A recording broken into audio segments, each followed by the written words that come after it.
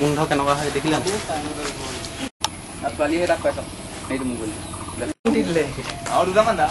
লাগি আছিলে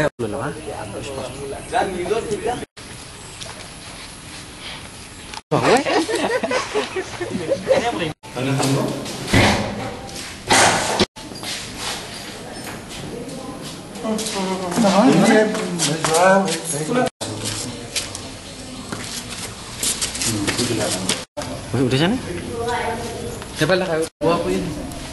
গোবও আছে নি ভাত কিহৰ পৰা কি হ'লে ভাত খাব পাৰে নিদিয়ে আমাক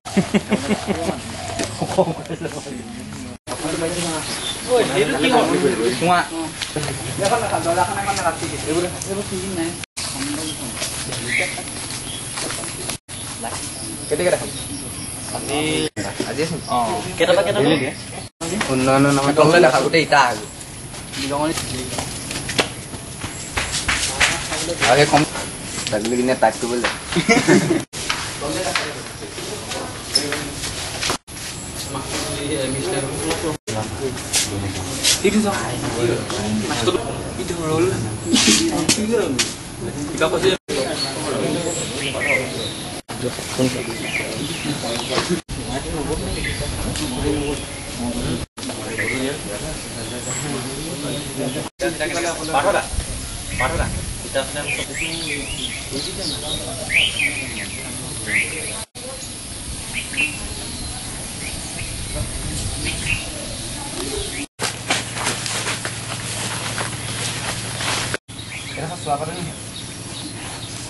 মিস মাধুমণি কোৱা ক্লাছ লেভেল জেৰা কৰিছিলে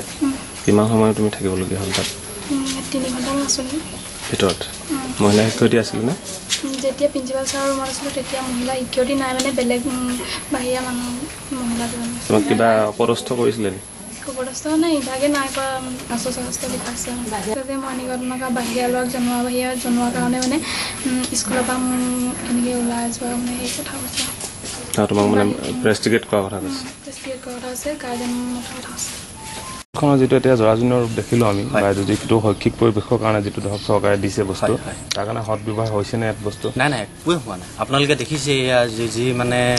উন্নয়নৰ যি ফফুলা স্বৰূপ এই বেতবাৰী হায়াৰ ছেকেণ্ডেৰী স্কুলত আপোনালোকে নিজে স্বচ্ছে প্ৰত্যক্ষ কৰিছে আৰু আমি সদৌ টাইহোম ছাত্ৰ সন্থাই শিৱসাগৰ মহকুমা সমিতিৰ তৰফৰ পৰা আমি ইয়াৰ প্ৰতিবাদ কৰিছোঁ যাতে উন্নয়নৰ এই নমুনা এই ফফুলা স্বৰূপ ইয়াত নচলিব মই ভাবোঁ যে বিদ্যালয়ৰ অধ্যক্ষজন বৰ মানে ময়মতালী বিৰাট ময়মতালী কোনো কথা নুশুনে মানে এইবিলাক জাতীয় সংগঠনবিলাক আমি কিবা এটা কথা যদি ক'বলৈ ইয়াত যদি প্ৰতিবাদ কৰিবলৈ আহোঁ তেতিয়া বিভিন্ন ধৰণৰ স্বেচ্ছাচাৰিতা মানে মন্তব্য প্ৰদান কৰে তেখেতৰ নামটো হৰিশ চন্দ্ৰ বৰুৱা কোনোবা ল'ৰা এটাই ছোৱালীজনী কিবা এটা মানে কিবা আশাই যদি ব্যক্তিগত আশাই যদি নে কিবা আশাই যদি কিবা এটা অকণমান আঘাতপ্ৰাপ্ত কৰিলে তাৰপিছত মানে ছোৱালীজনীৰ বৰ্তাকৰ পুতেক এজনে আহি পিনি ল'ৰাটোক গেছৰ দিলে আজি এসপ্তাহ আগতে কিন্তু সেই যিটো ঘটনা ঘটি গ'ল আজি এসপ্তাহ আগত সেই ঘটনাটো আজি বিচাৰ হৈছে কথাটো গম পাইছেনে আৰু ছোৱালীজনীক 4-5 ঘণ্টা ধৰি পিনি বিদ্যালয়ৰ অধ্যক্ষ কোঠাত আবদ্ধ কৰি ৰখা হৈছিলে পাঠদানৰ পৰা বঞ্চিত কৰি ৰখা হৈছিলে কি কাৰণে হৈছে কোনোবা এগৰাকী ছাত্ৰীক এনেকৈ পাঠদানৰ পৰা বঞ্চিত কৰিব পাৰে নেকি ছোৱালীগৰাকীৰ ভুল কি আছিলে ছোৱালীগৰাকীৰ ভুল যে তেওঁ অধ্যক্ষ বা কোনোবা শিক্ষকক নজনাই বৰ্তাকৰ পুতেকৰ ককায়েকক কি কাৰণে জনালে আৰু যেতিয়া মানে ককায়েকৰ পুতেকৰ ওপৰত একশ্যন কি লৈছে ককায়েকৰ পুতেকৰ ওপৰত একশ্যন এতিয়ালৈকে বিশেষভাৱে এতিয়া সেইবোৰ কথা সুধিবলৈ আহোঁতে মোক আজি কৈছে মই এটা জাতীয় সংগঠনৰ যিহেতু বিষয়ববীয়া তেওঁ কৈছে যে তুমি কি হ'ল মই সুধিছোঁ যে বহিব পাৰোঁনে ছাৰ সোমাব পাৰোঁনে কৈছে বোলে অলপ সময় ৰ'বা তাৰপিছত মই আধা ঘণ্টা সময় ৰ'লোঁ তাৰপিছত কৈছে যে এই কিমান মই সুধিলোঁ তেতিয়া যে কিমান সময় অপেক্ষা কৰিব লাগিব আৰু বোলে আহা কোনো ছাৰ চকী আছে খালী হৈ আছে মই ছাৰ বহিব পাৰোঁনে বোলে থিয় হৈ পোৱা বোলে এনেকুৱা ধৰণৰ মন্তব্য জানো এজন অধ্যক্ষৰ পৰা আশা কৰা যায় তেতিয়াহ'লে আপোনালোকে নিজেই বিচাৰ কৰক যে সেইজন অধ্যক্ষ কেনেকুৱা হ'ব বেতবাৰী যিহেতু এখন গ্ৰাম্য অঞ্চল যিহেতু শিৱসাগৰ নগৰৰ পৰা 10 কিলোমিটাৰ আঁতৰত যিবিলাক ল'ৰা ছোৱালী ইয়াত মানে আৰ্থিকভাৱে সবল সেইবিলাক ল'ৰা ছোৱালীটো বাহিৰতে পঢ়ে আৰু যিবিলাক মানে অৰ্থনৈতিকভাৱে দুৰ্বল আৰ্থিকভাৱে দুৰ্বল সেইসকল ছাত্ৰ ছাত্ৰীহে ইয়াত অধ্যয়ন কৰে এটা মানে প্ৰণালী আছে দেখিছোঁ যিহেতু আমিও এইখন বিদ্যালয়তে অধ্যয়ন কৰি যোৱা ছাত্ৰ ইয়াৰ পৰাতো বহুত ভাল ভাল মানুহ আছে তো ইয়াত যদি এনেকুৱা ৰূপ হয় ইয়াৰ ল'ৰা ছোৱালীখিনি